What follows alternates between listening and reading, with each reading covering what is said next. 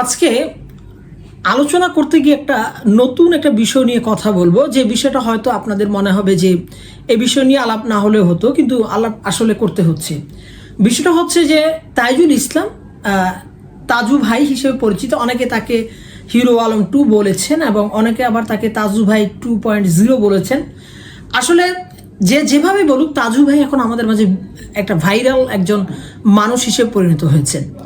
কিন্তু এই যে তাকে যে সমালোচনা করা হচ্ছে, আলোচনা করা হচ্ছে, এই যে নামের আড়ালে কিন্তু একটা বাস্তবতা রয়েছে। সেই বাস্তবতা কিন্তু খুবই কঠিন।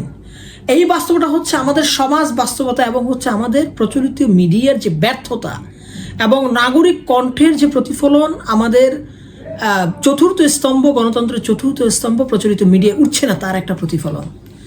আজ আমরা যখন তাজু ভাইকে দেখি তখন দেখব যে দুটো প্রতিক্রিয়া দেখা যাচ্ছে। একদল মানুষ শুধু তাকে ভালোবাসছে এবং সমর্থন করছে, আরেক দল মানুষ তাকে বিদ্রূপ করছে। যারা তাকে বিদ্রূপ করছে, প্রশ্ন যদি করা হয় যে আসলে এই লোকগুলো তাকে কেন বিদ্রূপ করছে, একটু গভীরে যদি আপনি চিন্তা করেন যে কোনো ভদ্র, প্রাজ্ঞ এবং জ্ঞানী চিন্তাশীল মানুষ কিন্তু আরেকজন মানুষকে বিদ্রূপ করে এভাবে ফেসবুকে স্ট্যাটাস দিয়ে কঠোর সমালোচনা করে না। যারা বিদ্রূপ করে তারা কিন্তু তাজুর মতো ভাইরাল হতে গিয়ে কিন্তু তারা ব্যর্থ হয়েছেন, এবং তাদেরকে আপনি এই প্রশ্নটা করে তারা কিন্তু স্বীকার করবেন না। আরেকটা বিষয়, সমাজে যখনই কেউ নিচু স্তর থেকে উঠে আসে, গরিব দারিদ্র পীড়িত অঞ্চল থেকে উঠে আসে, তখন সেই উত্থানের কারণ অনেকের জন্য অস্বস্তিকর হয়ে ওঠে।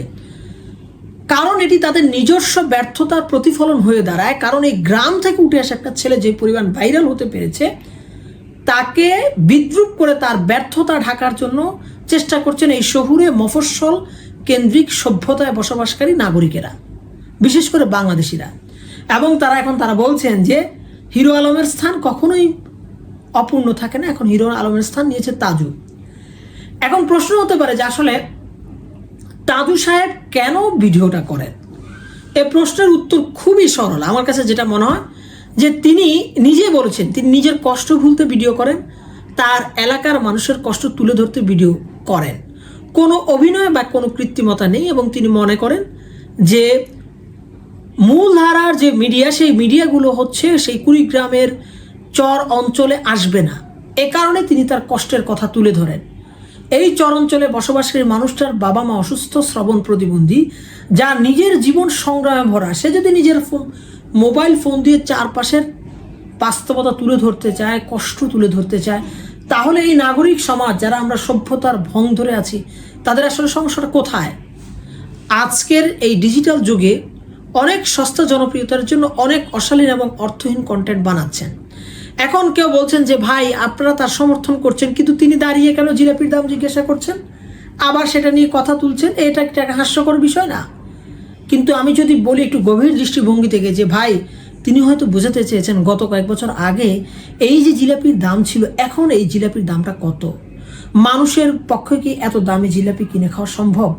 ভোক্তার অধিকারটা কোথায়? তিনি যদি এই প্রশ্নটা তোলেন, তাহলে কি তাজু ভাইকে শুধুমাত্র কন্টেন্ট ক্রিয়েটার হিসেবে বলবেন আপনি তাকে, না একজন সচেতন নাগরিক সমাজের প্রতিনিধি হিসেবে তিনি নাগরিকের কণ্ঠ প্রতিধ্বনি করছেন তার এই ছোট্ট মোবাইল ডিভাইস দিয়ে? আমাদের আসলে ডিজিটাল যুগ থেকে একটু পিছনের যুগে দেখানো দরকার। আমাদের মনে আছে কিনা জানি না যে গ্রামে মফস্বলে যখন কোনো সমস্যা হতো, তখন দৈনিক পত্রিকা বরাবর মফস্বলের শিক্ষিত মানুষজন অথবা কোনো ছাত্র কলাম লিখতেন, চিঠি লিখতেন। তারা বলতেন রাস্তা নেই, ব্রিজ নেই, স্কুল শিক্ষক নেই, হাসপাতালের দুরবস্থা। তখন কিন্তু এত সাংবাদিক ছিল না, এত কলামিস্ট ছিল না। এবং যখন পত্রিকার সম্পাদকীয় পাতায় সেই চিঠিগুলো প্রকাশ পেত, অনেক ক্ষেত্রে প্রশাসক বা প্রশাসনরা যারা ছিলেন তারা এগুলো দেখে স্টেপ নিতেন। এখন যখন পত্রিকা এই চিঠি লেখার অভ্যাস এখন আর নাই, এখন যখন এই সোশ্যাল মিডিয়ার যুগ, এখন যদি তিনি এই উদ্যোগটা এইভাবে পৌঁছাতে চান তার কষ্ট বেদনার জায়গা, যে একটা নদী পার হয়ে তার গরু যায় বা একটা খাল পার হয়ে তাদের গরু যায়, এবং সেখানে কৃষকও সাঁতার কাটতে যেতে হয়, সেখানে গিয়ে তার চারণভূমি থেকে ঘাস খেয়ে সে গরু আবার ফিরে, একটা ব্রিজের অভাবের কারণে, তাহলে সমস্যাটা কোথায়? এখানে আমাদের আসলে দৃষ্টিভঙ্গিটা পরিবর্তন করতে হবে। কারণ কুড়িগ্রামের নাগেশ্বরের মতো চরাঞ্চলে যেখানে যেতে কয়েকটা নৌঘাট পার হতে হয়, সেই জায়গার বাস্তবতা তুলে ধরতে যদি মূল গণমাধ্যম না যায়, মূলধারার গণমাধ্যম না যায় সেখানে তাজুল সাহেব যেতেই পারে এবং তিনি তার বাস্তবটা এভাবে তুলেই ধরতে পারেন। এখন এটা সত্য যে তার প্রশ্ন করার ধরন, তথ্য যাচাই বা উপস্থাপনার কাঠামো উন্নতি করার সুযোগ রয়েছে নিঃসন্দেহে, এটা কোনো সমস্যা না। এইটা তার একটা সম্ভাবনা হতে পারে যদি আমরা তাকে সঠিক গাইডলাইন, প্রশিক্ষণ বা দিক নির্দেশনা দিয়ে এই কাঁচা শক্তিকে পরিপক্ক শক্তিতে পরিবর্তন করি। আমরা কি শুধু তাকে বিদ্রুপ করে যাব, না তাকে গড়ে উঠতে সাহায্য করব? আমরা কি পথ হারা পথিককে পথ দেখাবো না? আমরা শুধু তার ভুলগুলো নিয়ে হাসি ঠাট্টা করব? কারণ তাজু ভাই তৈরি হওয়া মানে কি কন্টেন্ট ক্রিয়েটর তৈরি হওয়ার উত্থান নয়।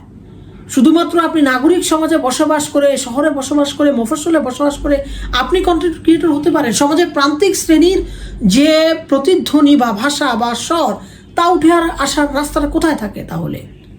তাইজুল বোকাশোকা মানুষ, কিন্তু তার এই বোকাশোকাটা, সরলতাই কিন্তু একটা শক্তি।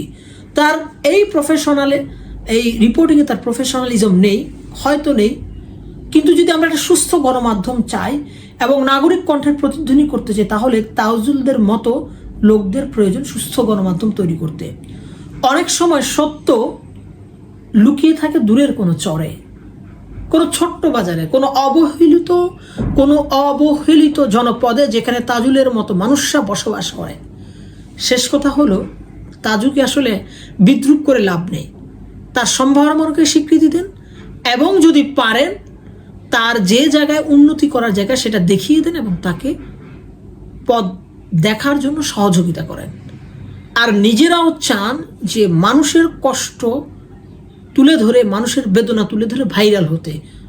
অযথা দৃষ্টি আকর্ষণ করে ভাইরাল হওয়ার প্রবণতা বন্ধ করুন।